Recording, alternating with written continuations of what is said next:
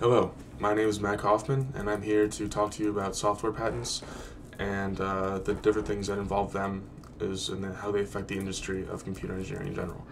I'm a computer engineering major, and you may not have heard about software patents or know that software patents are a specific type of patent, but they are, and they are a hotly debated topic among engineers and industrial lawmakers alike, because the line between where you give a software patent and where you might not be able to patent a type of software is very thin and kind of blurred in between where you should give one or not.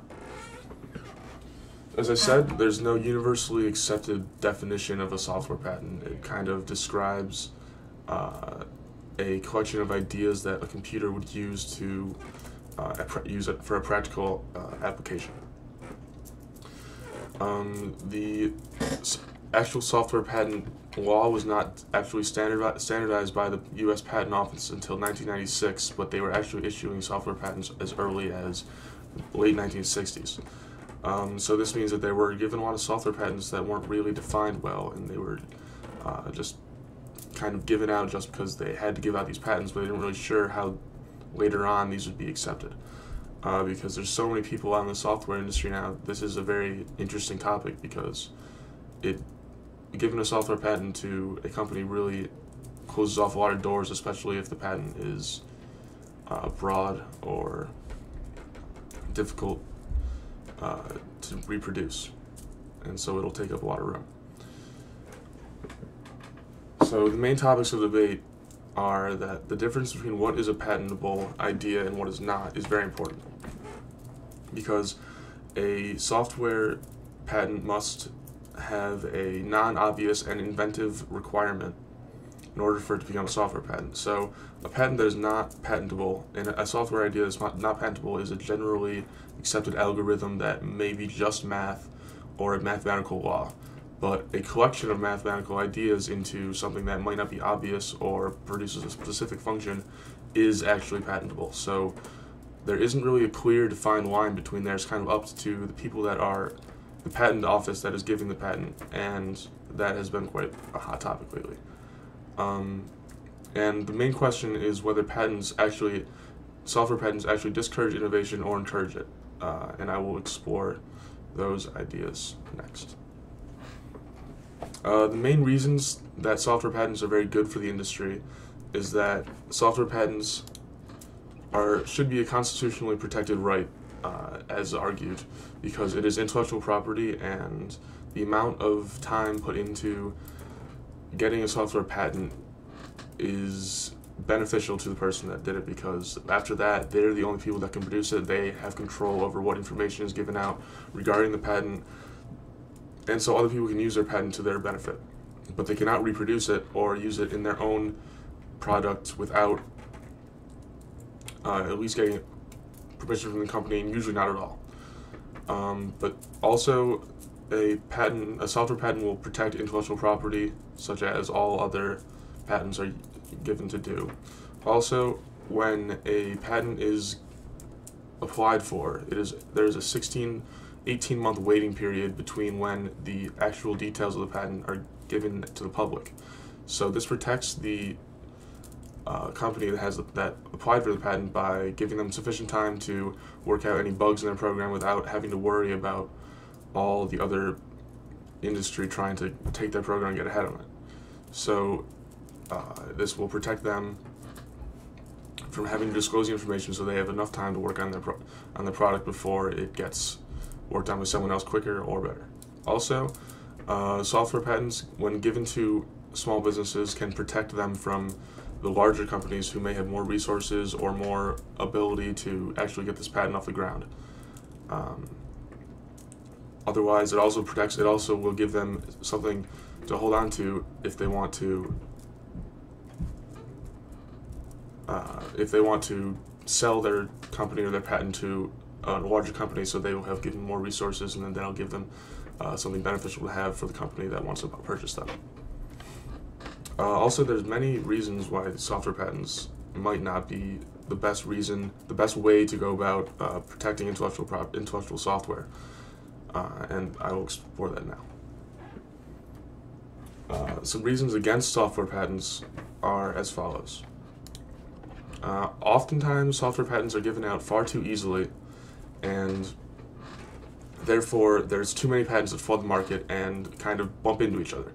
Say a patent is given for a certain algorithm that might be used in a different way or a different description. That person won't be able to use it because this is already patented. So there's no way for them to go around that. Even though it's a broad concept and can be described in a different language, it's still patented, so they cannot use it. They have to find a different way. Research has shown that innovation has been slowed because of software patents, because the time in between when a software patent is disclosed is wasted time, because in between, if you give 1 million engineers the ability to work on this patent instead of only the ones working for your company, you open up the ideas to so many people, more people, and the ability to increase productivity and increase innovation is tenfold, especially if you have that many more engineers working on it, and that much more money. Also, engineers might think that corporations use these patents there's these broad patents to their advantage because they can really hold control over a market over where that product might be sold. So that might be in violation of antitrust laws. Waste of capital to get a patent in general might be because the patent costs a lot of money to obtain, and instead of getting all that money just for the patent, you could be spending all that more money on development and research and development and increasing the ability for that product to be good instead of just protecting themselves against for profit. Also, in order to get a patent, you have to get a clearance opinion, which will clear your patent of any infringing on any other patent. So if you are trying to get a patent, you have to get a clearance opinion first in order for you to get it, because it'll determine whether there's already a patent that is like yours that you're trying to get. So this patent, if this patent is not in this library of patents, you can get it. However, usually a lot of patent applications are written in different language that is necessary to realize that this is the same patent that's already patented. So this is a waste of time and quite a bit of wasted resources. Also, copyright laws are in place too, and they also apply to software, where you cannot copy software without giving proper notification to the owner, and even then they might not be able to use it. So copyright laws can provide sufficient innovative incentive to the marketplace instead of patents, because patents place too much restriction.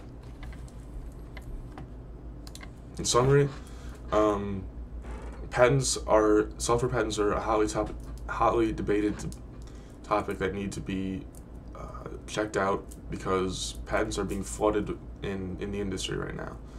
And unless we do something about it or decide that how we have it now is the best, then we might run into some problems down the line with more and more people joining the industry and the industry ever growing.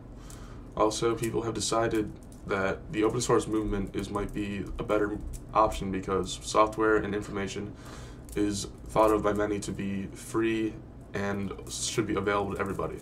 So the open source movement tries to give out software for free, and merely as a sort of charity type work towards where everyone will collectively work together to make the industry better at large. And this has proved successful for many companies, including Google and Open Office, things like that, where people can still make money through advertising and other such things, but don't have to have consumers pay for their program at all. So it's really up to you to decide, and the industry at large. And thank you very much.